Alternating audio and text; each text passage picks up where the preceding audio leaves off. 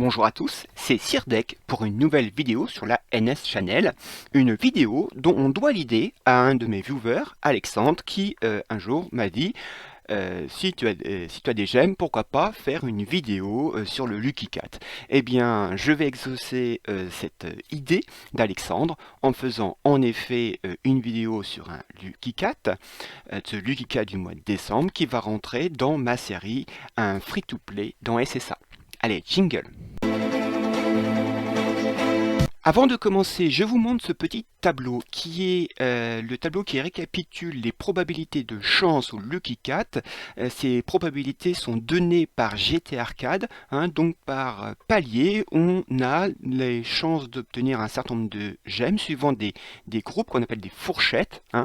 Et donc à côté de chaque fourchette, vous avez le pourcentage de chance de tomber dans cette fourchette qui a toujours un nombre de gemmes mini et un nombre de gemmes maxi. Donc je devrais essayer de mettre à chaque fois que je vais faire un palier, en haut, tout en haut, va apparaître pour chaque palier eh bien, les différentes fourchettes. Voilà, je vais essayer de le faire. Si ça ne marche pas, désolé. Allez, maintenant allons sur le jeu pour faire notre Lucky Cat. Bien, nous voilà sur le panneau central et en haut à droite, vous voyez donc je n'ai pas encore fait mon Lucky Cat, en effet, parce que tout simplement je ne vais pas pouler sur Camus God Close, parce que ce personnage m'intéresse pas, je suis pas Team Freeze, mes personnages ne sont pas up, et j'ai d'autres contrôles, donc je ne vais pas pouler sur Camus God Close, donc je fais mon Lucky Cat là que maintenant. Donc, normalement, doit apparaître tout en haut un bandeau avec, eh bien, pour ce premier palier, les fourchettes que l'on a.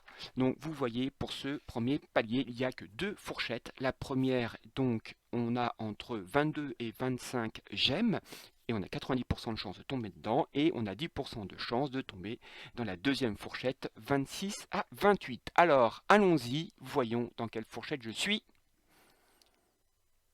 25, eh bien, je suis dans la première fourchette, mais la fourchette haute de ce... Bon, voilà, c'est pas mal, fourchette haute de la première fourchette.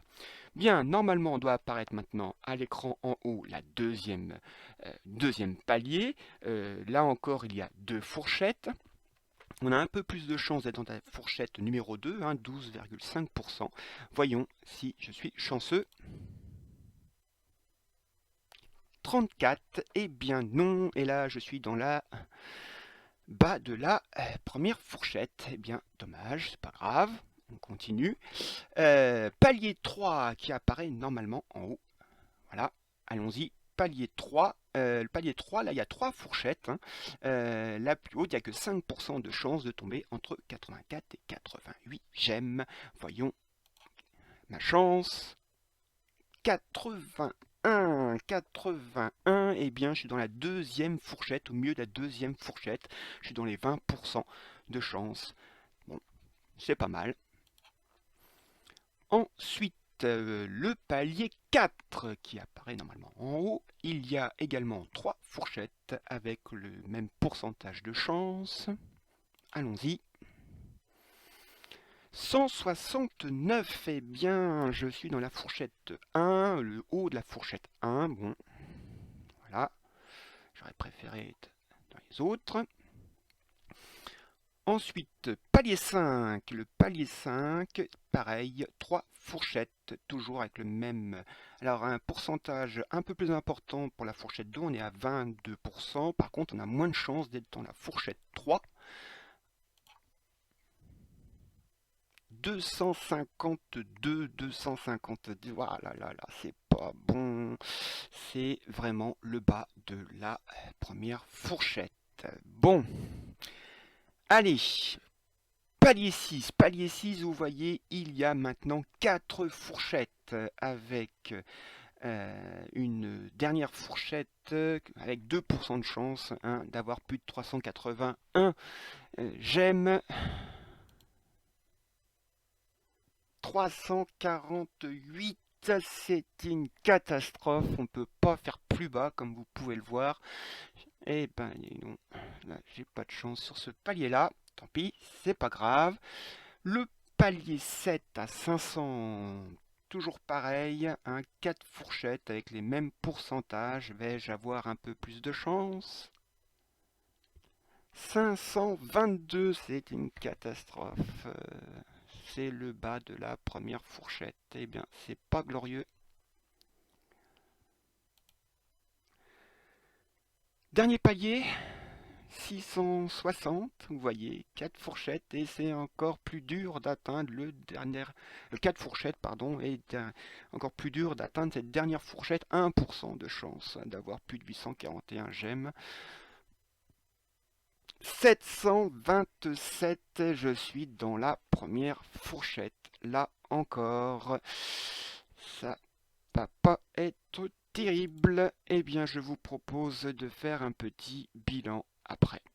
Alors faisons un petit bilan du Lucky Cat de ce mois de novembre. Et ben vous voyez, j'ai un total de 163 gemmes, ce qui représente 32% du maximum qu'on peut avoir, 509 gemmes. Mais alors là, vous avez vu les pourcentages, hein, avoir à chaque fois le maximum de gemmes, ça tient du miracle. Je crois qu'on peut plus de chances de gagner au loto que d'avoir 509 gemmes. Vous voyez, ça fait baisser un peu ma moyenne, hein, parce que j'étais à 169 gemmes, je suis à 169 gemmes,1, donc j'étais un peu plus, donc ça a baissé un petit peu ma moyenne. Certains paliers m'ont réussi, hein, comme le palier 1 où j'ai eu 5 au lieu de 4,5. C'était ma moyenne. J'ai eu un bon palier de 65 par exemple, où j'ai 2 fois par rapport à d'habitude. Le palier de 150 aussi est pas mal. Puis après ça descend à chaque fois, sauf le dernier, je suis à 67 et j'avais une moyenne de 60,7. Voilà. Donc, eh bien, je pense que de toute façon, on peut pas être déçu d'un Lucky Cat parce que au moins on gagne des gemmes, c'est sûr. Je ne suis pas forcément sur le moment, on espère toujours avoir plus, hein, mais je suis malgré tout content. C'est 163 gemmes, c'est très bien. C'est des gemmes gratos. C'est un Lucky Cat, c'est quand même très très très important quand même, hein, pour un free-to-play parce que c'est sa principale manière, hein, de gagner des gemmes.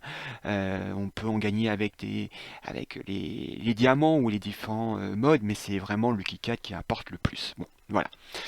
Donc, on va passer à la dernière petite partie de cette vidéo, c'est le retour sur commentaires. Alors, je tiens encore à remercier tous les commentaires, j'en ai de plus en plus, c'est vraiment très sympa de pouvoir vous lire et je réponds à chaque fois. Dans les vidéos, ça me permet un peu plus d'étayer. Un commentaire d'Arcournet, notamment sur le fait des taux de formation d'Albéran. On a remarqué que lui, il est dans serveur E3, il a le même pourcentage et il est 10e aussi.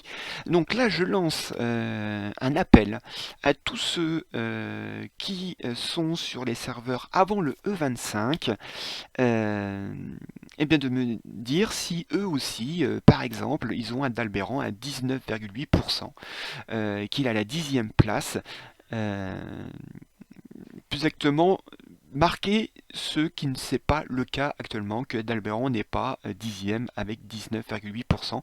Ça me permettra de savoir si les chiffres sont que pour mon groupe de serveurs ou au contraire, pas du tout, c'est pour l'ensemble de la globale. Voilà, si vous pouvez me rendre ce petit service, merci d'indiquer si pour vous Adalbéran, dans les taux de formation, n'est pas à 19,8% et 10e place. Merci. Rosco68, qui est membre de ma légion, dit que ce serait sympa de mettre un personnage à la fin de chaque vidéo, avec des cosmos, les compatibilités, tout ça. Alors, ce serait très bien en effet, mais déjà mes vidéos, j'ai déjà du mal à les rendre courtes, hein, je dois parler un peu trop peut-être, c'est compliqué. Je réserve ces personnages dans les vidéos particulières, notamment présentation de bannières ou dans mes projections.